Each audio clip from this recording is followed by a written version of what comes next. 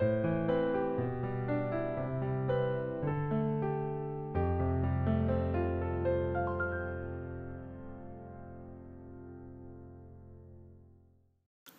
하나님께서 오늘도 귀한 하루 허락해 주셨습니다. 우리 다 함께 기도함으로 4월 27일 매일 주심 기도회 하나님 앞에 드립니다. 살아계신 아버지 하나님, 오늘도 주님 앞에 겸손히 엎드려 나아옵니다. 우리에게 말씀하실, 우리를 거룩하게 여기실, 우리를 돌보실 주님 앞에 아버지라 여기며 주님이라 여기며 온 세상의 창조주라 여기며 주님 앞에 나왔습니다. 우리와 함께하여 주시옵소서. 육체적 고통을 당해 신음하고 주님 앞에 부르짖는 주의 자녀들과 백성들을 위하여 기도합니다. 하나님, 수십 수년째 하나님 주님 앞에 우리의 자녀가 온전하게 성장하기를 간절히 바라오나 하나님, 뜻모를 이유 없는 그런 고통 아래 뼈가 자라고 관절이 온전히 자라야 함에도 불구하고 그러지 못하여 휠체어를 의지하고 또 온종일 누워있는 주의 자녀가 있습니다. 아버지 하나님, 인도하여 주셔서 우리 자녀의 관절과 뼈와 마디의 모든 부분들이 하나님 안에서 온전히 성장하고 이제 다시 벌떡 일어나 하나님 앞에 뛰어놀며 온전히 찬양하고 뛰어놀 수 있도록 주님 인도하여 주시옵소서. 그 자녀를 위하여 눈물로 기도하는 부모의 기도가 있습니다. 또 온 교우가 함께 매주 그 모습을 보며 안타까워하며 기도하며 격려합니다. 하나님, 그 가운데 주님이 좌정하여 주시옵소서. 그 가운데 하나님이 일하여 주시옵소서. 그 가운데 하나님이 임재하여 주셔서 진정한 위로되게 하여 주시고 소생하게 되어 주옵소서. 아버지 하나님, 또한 생명의 잉태를 위하여서 간절히 기도하는 우리 가정들이 많이 있습니다. 하나님, 주님 안에서 온전한 생명을 잉태하며 하나님 가정의 출산에 귀한 열매가 맺혀지기를 간절히 바라는 그 기도의 제목을 주님께서 들어주시옵소서. 하나님, 그것을 위해서 기도하며 주님의 뜻을 구하며 간절히 나아갈 때에 하나님, 우리 부모의 건강을 인도하여 주시옵시고 또 생명을 잉태할 때에 그 자녀의 건강도 인도하여 주시옵시고 장차 자라나서 교회와 또 한국 이 나라 가운데 온전한 일꾼과 또 귀한 자녀로 자라날 수 있도록 아버지 하나님 역사하여 주시옵소서. 그러면 저출산으로 어려워하는 이 나라 가운데에서 하나님 안에서 잉태하고 또한 출산하고 또 자라나는 모든 자녀들 주님께서 함께하여 주시옵시고 그 자녀를 위해서 기도하고 또 그 자녀를 위해서 기도하는 부모들과 우리 자녀들과 또 우리 교우들과 함께하여 주시어서 귀한 자녀들이 온전히 커 나아가는 귀한 우리 신앙 공동체 될 수 있도록 역사하여 주시옵소서. 하나님, 기도할 것이 참으로 많습니다. 오늘도 나 자신뿐만 아니라 우리 옆을 돌아보게 하여 주시고 우리 목장원들과 또 우리 이웃들과 또 우리 옆 사람들을 위해서 간절히 기도하는 오늘 하루 되도록 인도하여 주시옵소서. 말씀 앞에 나아가오니 겸손하게 하여 주시고 우리의 마음판에 주님의 말씀 오늘도 심어 주시옵소서. 예수님의 이름으로 기도하옵나이다. 아멘. 하나님 말씀 민수기 19장 1절에서 10절 말씀입니다. 민수기 19장 1절에서 10절 말씀, 저와 여러분이 한 절씩 교독하고 10절은 함께 읽겠습니다.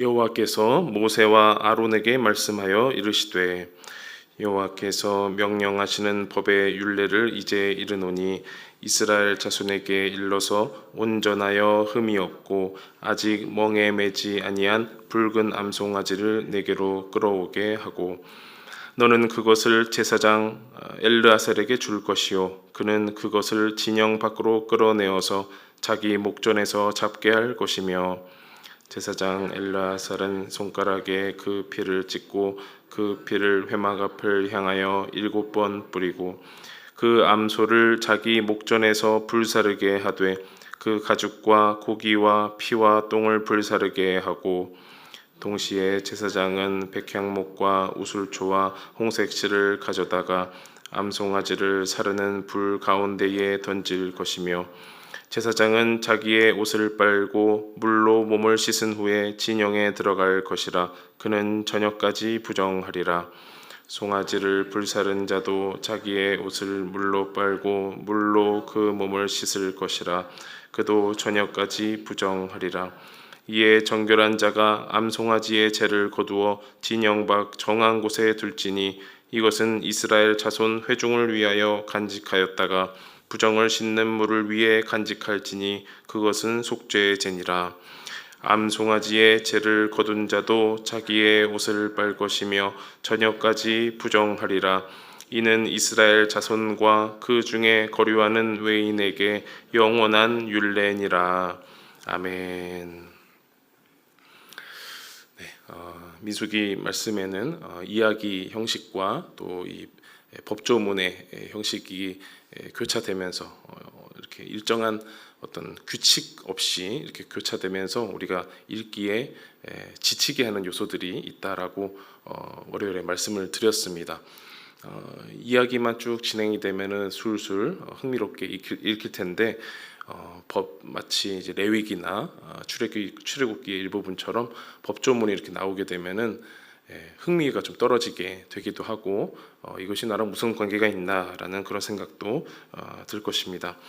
그럼에도 그 법조문에 있는 내용들을 차근차근 읽다 보면 마치 우리가 학교에서 공부를 하고 또 그 공부한 것을 사회에서 풀어내는 이론과 실제와 같은 그런 귀한 은혜가 있을 줄로 믿습니다. 오늘 본문은 그런 이론에 해당하는 부분이고요. 또 내일 우리가 계속 읽어 나갈 그 본문은 실제에 해당하는 본문이다 이렇게 보면 되겠습니다. 그래서 이 붉은 암송아지를 태워서 그 재를 만드는 것이 오늘 본문이고 내일은 그 재를 가지고 그 부정을 씻는 물을 어떻게 사용하는가, 어느 곳에 쓰는가라는 그런 부분을 보면 되겠습니다. 하나님께서 모세와 아론에게 말씀하셔서 2절에 보니까 온전하여 흠이 없고 아직 멍에 매지 아니한 붉은 암송아지를 끌어와라라고 했습니다. 온전하고 흠이 없고 아직 멍에 매지 아니한, 그러니까 일을 하지 않은 그런 붉은 암송아지를 끌고 오라. 그래서 제사장 엘르아사를 통하여서 그것을 잡아서 피를 내어서 그 피를 뿌리고 다 태워서 하나님 앞에 마치 속죄제처럼 드려라라고 말씀을 하십니다. 근데 속죄제와는 좀 이제 다른 그런 면모들이 좀 보이는데요. 보통 속죄제는 그 짐승을 잡고 피를 7번 뿌리고 그 또 나머지 많은 피가 있지 않겠습니까? 그 피를 다 번제단 밑에 뿌리고 또 제단에 바르는 그런 형식을 취합니다만 오늘 이 붉은 암송아지를 끌고 와서는 피를 7번 뿌리는 것 외에 다 태워버리는 그런 약간의 변경이 있는 것을 볼 수가 있습니다. 또한 그 암송아지를 다 태우는 그 과정 가운데에서 6절에 보니까 백향목, 우술초, 홍색실을 함께 불 가운데 던져서 태워버리는 그런 과정도 겪게 됩니다. 일명 이제 백홍우라고 그래요. 백홍우. 누가 그러냐면 제가 그럽니다. 백홍우. 그래서 백향목, 홍색실, 우술초. 정결하게 하는 그 3요소가 있는데 백홍우 이게 3가지가 필요한 것이죠. 그래서 이 붉은 암송아지를 이 백홍우와 함께 태워서 재가 남지 않겠습니까? 그 재를 깨끗한 물과 섞어서 부정을 씻는 물을 만드는 것입니다. 9절 말씀을 보면 이에 정결한 자가 암송아지의 재를 거두어 진영밭 정한 곳에 둘지니 이것은 이스라엘 자손 회중을 위하여 간직하였다가 부정을 씻는 물을 위해 간직할지니 그것은 속죄지니라 나옵니다. 그러니까 이 일하는 사람이 다 따로 있는 것이죠. 암송아지의 재를 암송아지를 다 태우고 난 다음에 그 재를 또 함부로 하면 안 되니까 진영 밖에 있는 정한 곳에 두었다가 이제 불씨가 다 꺼지고 다 식게 되면은 그것을 물과 섞어서 부정을 씻는 물, 소위 이제 정결수를 만들게 되는 것입니다. 그것은 누구를 위한 것이냐면 이스라엘 자손 회중을 위한 것이다라고 볼 수가 있겠습니다. 이스라엘 자손들 중에서도 물론 내일 본문에 조금 더 집중되어서 나오지만 본인이 의도하지 않고도 부정해지는 경우가 있는 것입니다. 예를 들어서 여성만 하더라도 출산을 하게 되면은 또 수일 동안 부정해지기도 하고 또 월경을 하는 중에도 부정해지기도 하고 또 우리가 가족 중에 살 때에 우리가 몇 날 몇 시에 생을 마감할지 모르는 그런 피조물로서 우리의 가족이 갑자기 죽게 된다면, 시체와 같이 하게 된다면 나는 아무런 그런 죄도 없고 그런 의도도 하지 않았는데도 부정해지는 것이죠. 그런 우리가 일상생활에서조차 부정해지는 모든 일을, 그런 하나하나 그 일에 속죄제를 드리면서 짐승을 잡고 한다면 그 가정이 어떻게 온전히 남아나겠습니까? 거의 매일마다 제물 드림으로써 가정이 아마 파탄나게 될 것입니다. 그런 순간순간들을 위해서 이 정결수를 만들어서 뿌리는 작업을 거치게 되는 것이죠. 그래서 이 구약 시대와 신약 시대를 이렇게 좀 크게 보면 정결하게 하는 일이 참으로 중요합니다. 이 붉은 암송아지를 태워서 제를 만들어서 이스라엘 자손을 거룩하게 한다라는 것을 보면은 이 이스라엘 자손과 또 특별히 뭐 제사장, 레위인들이 부정하게 된다면, 그들이 부정하게 된다면 어느 곳이 위험하냐면 바로 성막이 위험하기 때문입니다. 다시 말하면 하나님께서 거하시는 성막 또는 이제 회막이라고 하는 그곳이 부정해지면, 더럽혀지고 오염이 되면 이제 이스라엘 자체가 위험하기 때문에 그 성막, 나중에는 이제 하나님의 집이 되는 그런 성전이 부정해지면 안 된다라는 것이죠. 구약 시대는 이렇게 장소적인 개념이 중요했습니다. 성막 그리고 성전이 오염되면 안 되는, 더럽혀지면 안 되는 것이 가장 중요했던 것이죠. 그런데 이 구약 시대에서 그렇게 믿고 그렇게 든든하다고 여겼던 성막, 또 성막이 성전으로 대체가 되고 성전이 멸망하게 되면서 그들의 거룩의 존재성이 이제 사라지게 되는 거죠. 그 이후에 신약 시대로 넘어오면서 그 거룩함을 지켜야 하는 곳이 장소적인 개념에서 이제 넘어서서 제자들로, 또 순교자들로 이어지게 되는 겁니다. 성령 충만한 제자들, 하나님의 자녀들, 그리스도의 제자들, 증인들로 그 거룩함이 이제 넘어오게 되는 것이죠.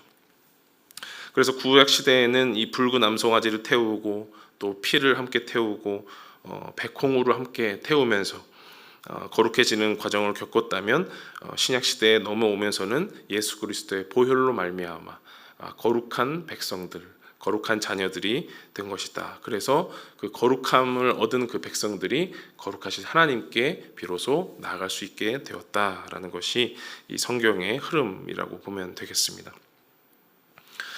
그래서 초대교회, 이 신약 시대의 초대교회에 이르러서는 많은 오해들이 있었습니다. 그리스도인, 소위 그리스도인이라고 하면서 비난하였던 그 시대에 사람들이, 로마 사람들이나 이제 지배층에 있는 그런 사람들이 그리스도인들을 향하여서 사람의 고기와 피를 먹는 자들이여라고 하면서 비난을 했다는 거예요. 왜 그랬을까요?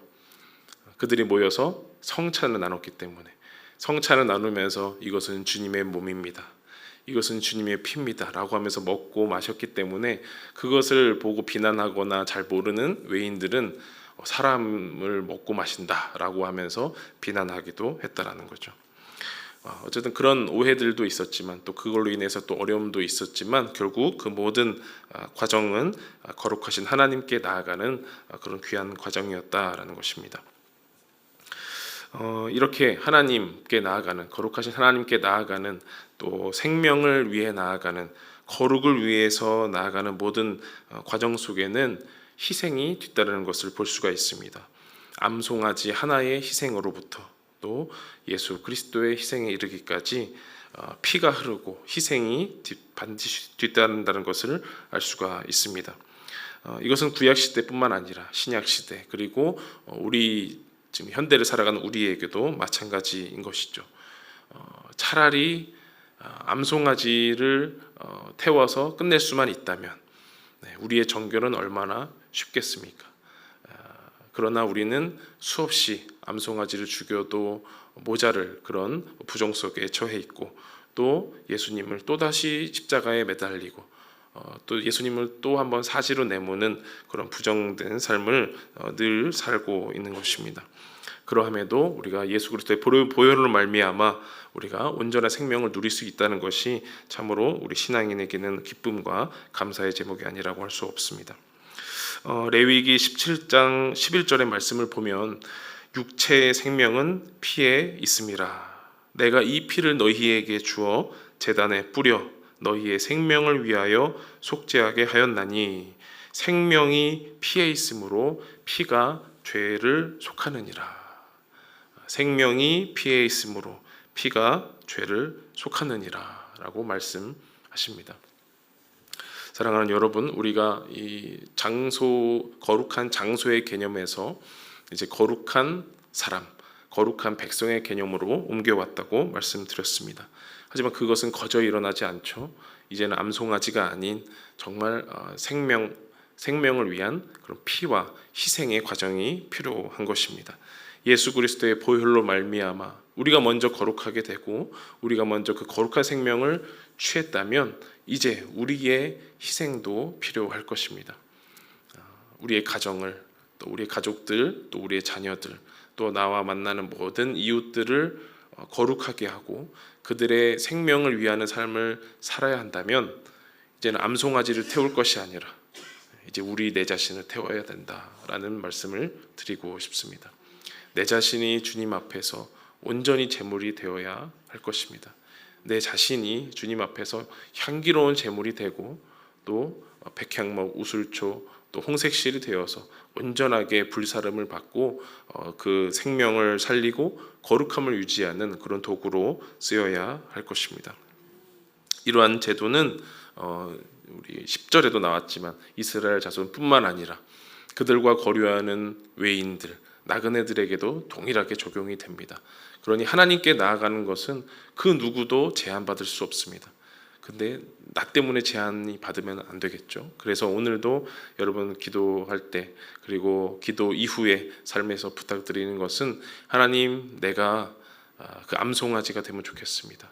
붉은 암송아지처럼 그 제가 되어서 꼭 교인이 아니더라도, 그렇죠? 우리 교회 사람이 아니더라도 내가 거룩과 또 생명을 위하는 그 밑거름, 제가 될 수 있도록 사용하여 주옵소서. 그런 밑거름이 되도록 인도하여 주옵소서. 그런 기도로 나아가면 좋겠습니다. 생명이 피에 있으므로 피가 죄를 속하느니라. 그 희생의 길을 오늘도 열심히 걸어가고 주님과 함께 동행하는 저와 여러분 되기를 간절히 소원합니다. 기도하겠습니다. 살아계신 아버지 하나님, 거룩한 장소에서 거룩한 공동체로 거룩한 백성으로 옮겨가는 거룩의 이동을 보게 됩니다. 이제는 우리 교회가 그리고 나 자신이 거룩함을 유지해야 하는 귀한 사명을 받았습니다. 내가 주님 앞에서 암송아지처럼 제가 되어서 그 제가 뿌려지고 흩날리는 모든 곳에서 하나님의 거룩과 생명이 피어날 수 있도록 인도하여 주시옵소서. 하나님, 주님께서 그렇게 사셨듯이 이제 나 자신도 또 우리도 하나님 앞에 거룩한 제가 되어서 하나님, 내가 머무는 모든 곳에, 내가 나의 발길이 머무는 모든 곳에 하나님의 거룩함이 피어날 수 있도록 역사하여 주시옵소서. 귀한 이론을 배웠습니다. 이제까지 잊고 살았고 잠시 망각하였던 그 거룩한 이론을 오늘도 살아내는 저희가 되도록 인도하여 주시옵소서.